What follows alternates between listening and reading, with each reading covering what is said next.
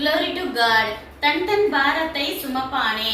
நம்மள நிறைய பேரு தேவன் கொடுத்த பொறுப்புகளை சுமக்க மனசே இல்லாம இருப்போம். அந்த பொறுப்புகளை தட்டி கழிக்கிறதுக்காக திருமணம், வேலை, ஊழியம், குழந்தை பெற்றுக்கிறத தள்ளி போட்டுக்கிட்டே இருப்பாங்க.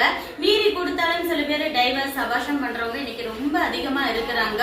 சில பேர் பிள்ளைங்களை வளர்க்குற பொறுப்பை ஏத்துக்காம வயசானவங்க தலையில கட்டுறது, ஹாஸ்டல்ல சேர்த்து விடுறதுன்னு இருப்பாங்க.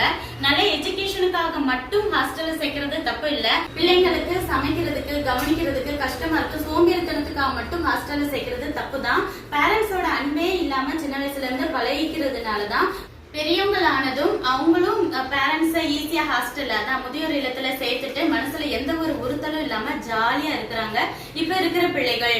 மரியாள் முன்னமே தேவ திட்டத்துக்காக பொறுப்புகளை ஏற்றுக்கொண்டதுனாலதான் மரியாதை இப்ப வரைக்கும் நினைவு கூறுறோம். அதனால தேவன் நமக்கு கொடுக்கிற பொறுப்புகள் எதுவா இருந்தாலும் அதை முடிந்த அளவுக்கு பெர்ஃபெக்டா செய்ய எப்பொழுதும் ரெடியா இருப்போம். நன்றி.